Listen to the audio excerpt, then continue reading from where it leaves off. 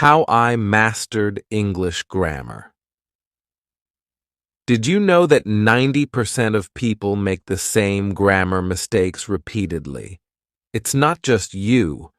If you've ever struggled with English grammar, you're not alone. Today, I'm going to share how I turned my grammar nightmares into a success story. I used to find English grammar incredibly challenging. Whether it was confusing homophones or getting subject-verb agreement wrong, it seemed like an endless battle.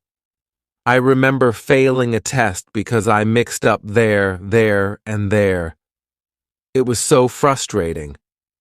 But then, I discovered some amazing tips and tricks that changed everything.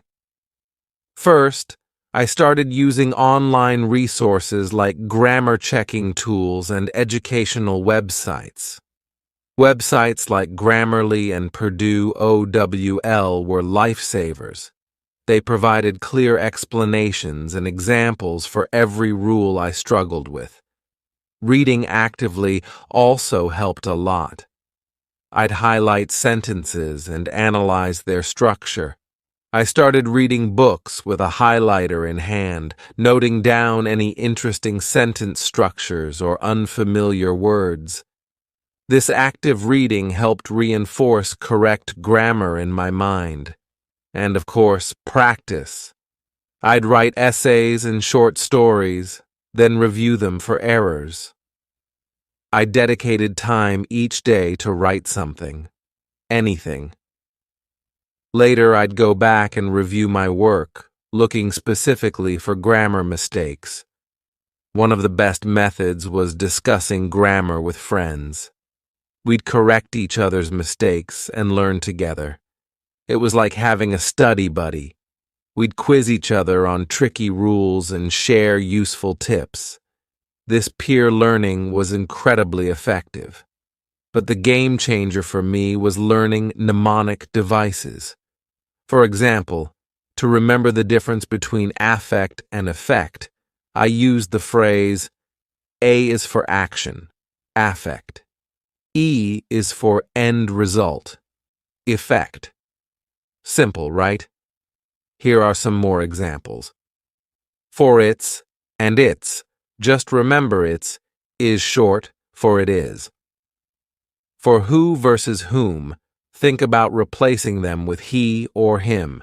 If he fits, use who. If him fits, use whom. Practice makes perfect, so I'd recommend setting aside time every day to work on these rules. Trust me, it gets easier. Another great trick is the FANBOYS mnemonic for coordinating conjunctions. For, and, nor, but, or, yet, so. Whenever you're writing compound sentences, this helps you remember which words to use. Another thing I did was read different genres: fiction, nonfiction, articles, blogs, you name it. The variety exposed me to different writing styles and sentence structures. I also kept a grammar journal. Every time I learned a new rule or made a mistake, I wrote it down. This helped me keep track of my progress and identify recurring issues.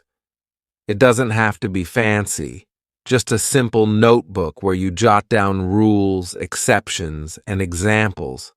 The breakthrough moment came when I combined all these methods. I was no longer afraid of grammar. Instead, I saw it as a puzzle I could solve. For example, let's talk about subject-verb agreement. One rule that helped me was ensuring the subject and verb in a sentence agree in number. The dog barks versus the dogs bark. Simple checks like these make a huge difference. Another tricky area is homophones. Words that sound the same but have different meanings and spellings. My tip is to create flashcards with the word, its definition, and a sentence using it. Practice these daily. Continuous improvement grammar is something you get better at over time. Here's what you can do. 1.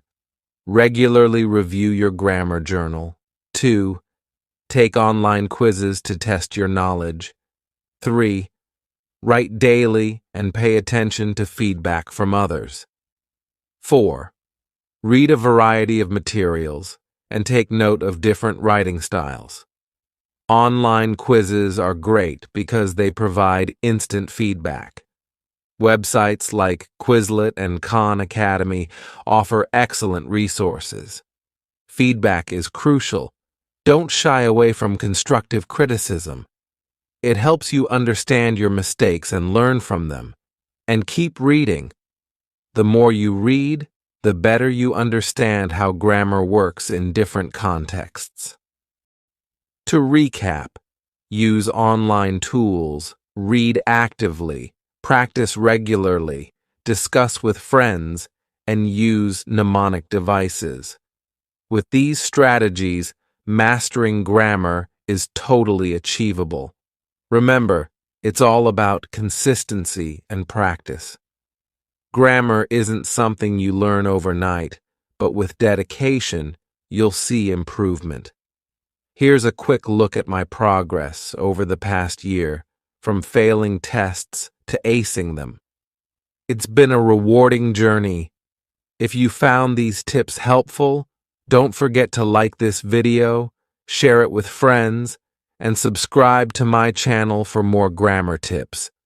Keep practicing, and you'll be a grammar pro in no time.